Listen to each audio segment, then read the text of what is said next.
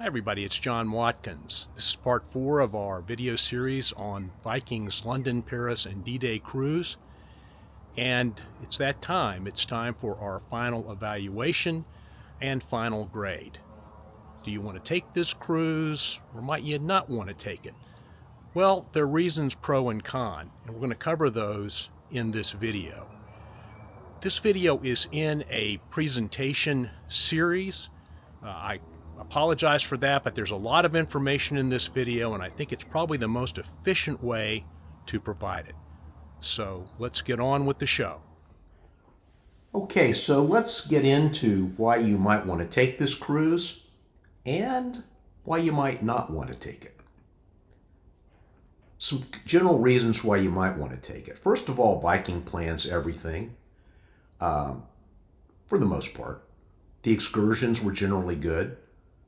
The guides were very good on the Viking excursions. The boat is neat and clean. The crew was very good. Most meals are included except on the land package parts, where only breakfast is included, and help is available from Viking throughout the trip, which I think is important to some people. There's some reasons why you might not want to take it. It's expensive. You have to deal with Viking Air, which for us has not been a pleasant experience. We found that there was a lack of information during this trip about, when things were going to take place and what was available. We also found that there was not so much being there, to quote from Viking's commercials. They talk about the river cruises giving you more time to be there. But we found there were long bus rides, and we found that the boat was not really leveraged properly on this cruise. And I'll get into that a little bit more later in this video. The staterooms were pretty small. There's a rigid schedule on board. Far fewer options on the riverboat than on the ocean ships. The food was decent, but we found it pretty average. It's also important to note that, and I'm talking about the Paris part here, it's not much of a cruise. The furthest the boat moves is from Paris to Rouen, and that is 84 miles by road. Now, the Seine winds, so it may be a little longer, but the road generally follows the river. So the boat is mainly used as a floating hotel and not to get you to departure points. And it's a hotel with small rooms. The cabins on the riverboat are between 135 and 275 square feet. And the 275 square feet is for the veranda suite, which is what we booked. And as I covered in a prior video, that still seems small to us. And if you compare that to Viking Ocean staterooms, which are 270 to 338 square feet, there is a difference.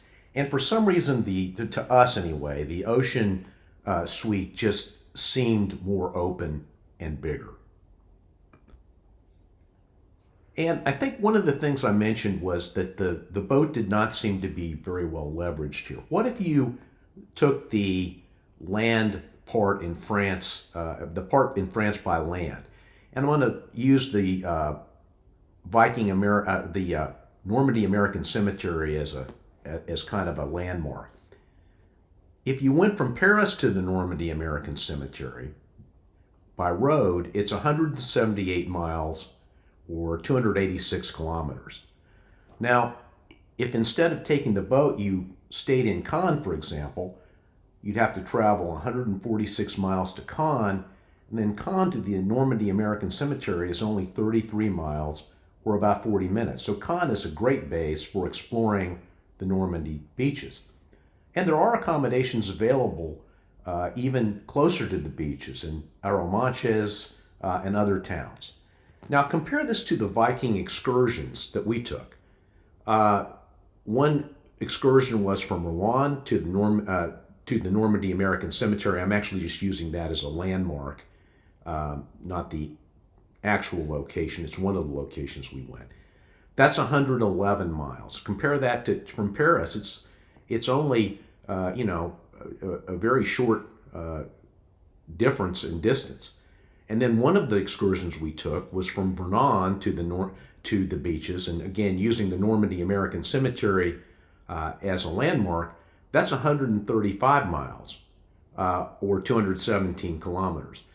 And remember, on these mileage figures, on these back-to-back excursions, you're going out and back twice.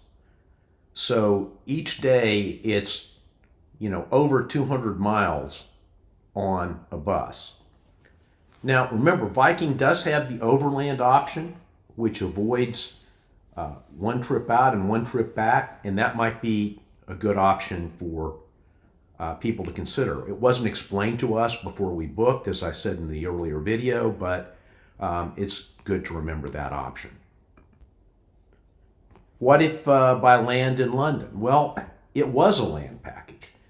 So all parts of that trip, except possibly the private Churchill tour, could be easily duplicated, and perhaps generally in private or smaller groups. As I mentioned, one of the highlights of the London part for us was the black cab tour, which we booked separately, and that was really enjoyable. Now, what did we learn on this trip? Well, we learned that some of the best times for us were during the land packages, and some of the best excursions were the ones that we booked on our own. And we found that the time on the boat was not as luxurious by any stretch as the ocean cruise that we booked and took last year. What were the most memorable experiences? Well, the time at the Normandy beaches, the time we were there, was just incredible. It was very moving and memorable, and it's something I've wanted to see for years, and it was great to experience that. Bletchley Park was a highlight. It was just incredible, and if you're in London, I highly recommend that you try to get out there. The Churchill War Rooms and Museum were great. We really enjoyed the Paris extension, but as I said, we booked the tours there on our own. And we enjoyed time on our own in London, particularly the Black Cab tour, as I mentioned, and just wandering around the Shepherd Market area, getting to know the folks at the Misto restaurant. All of that was really enjoyable. What were some of the forgettable experiences? Well, probably the most forgettable was the long and seemingly unnecessary bus rides, and also the crowds, especially at Versailles, Giverny, and the Louvre. Now, the crowds, I want to be clear, that's nothing Viking can really do anything about. So it's not a criticism of Viking. It's just something to know if you're considering this trip. So who might like this cruise? Well, I would say, first of all, older folks. If you've done research on Viking, you know that the group skews older. Most people are in their 60s, 70s, and 80s. So it's probably not a cruise for younger people, unless you like being with your grandparents. It's probably a good option for people who do not like to do heavy planning. It's a good option for people who want the Viking security blanket, because there's usually somebody from Viking available to help if there's a problem. And it's probably a good cruise for people who like communal experiences, such as the dining experience that was discussed in prior videos. Now, what are some things that need improvement, to use that old kindergarten report card phrase? Well, Viking Air, and I'm not going to get into that. We're not going to use them in the future if we book any more Viking trips. We definitely thought there could have been more information provided. Generally during this trip, we didn't have the information about the specifics of the London excursions till we got there. We didn't know that there were excursions available for the Paris extension until a couple of days before we were finishing up the cruise part of the trip. And I don't understand that. I don't understand why that was the case. So we would urge Viking to be better about that. We think they ought to consider a revamp or rethink of the London portion of the trip. It just seemed a little disorganized and not a great use of time in some respects. We think there could be better logistics in France. That's already been covered. The boat just didn't move very much. So, you didn't get really close to the beaches, for example. And that was that's a sticking point for me, as you can tell. And we think the food on the boat could be better. It wasn't bad, but it could be better than it was. But there are also some things that, where Viking needs to keep up the good work.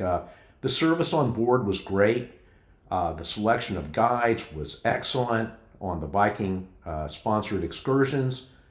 The hotel selection for the land packages for us was fine. Nothing special, but they were well located and were good. And I want to give a special shout out to our cabin steward, Betty, who was awesome, and Arnaud, who was the Viking rep at the Pullman Hotel on the Paris land extension.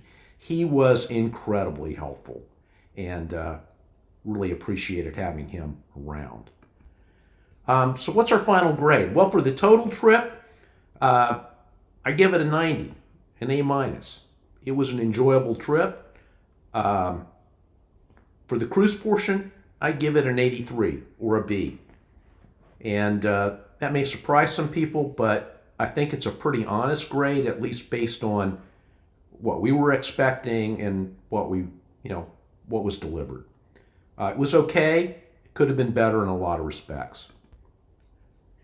Now, the last question, would we do this cruise again? Well, we wouldn't do the London part again. We'd plan it ourselves.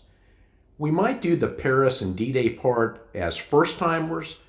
And,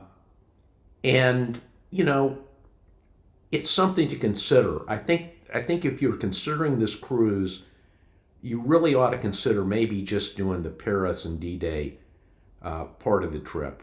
They have options. They have the London Paris D-Day cruise, and then they have the Paris and Heart of Normandy cruise. So you might want to just consider the France part. I want to stress that we have lots of good memories from this trip, but many of the memories that were the best are from things we planned. And we'd say that overall, the onboard experience just lacked the wow factor, for us anyway, that the ocean cruise did last year.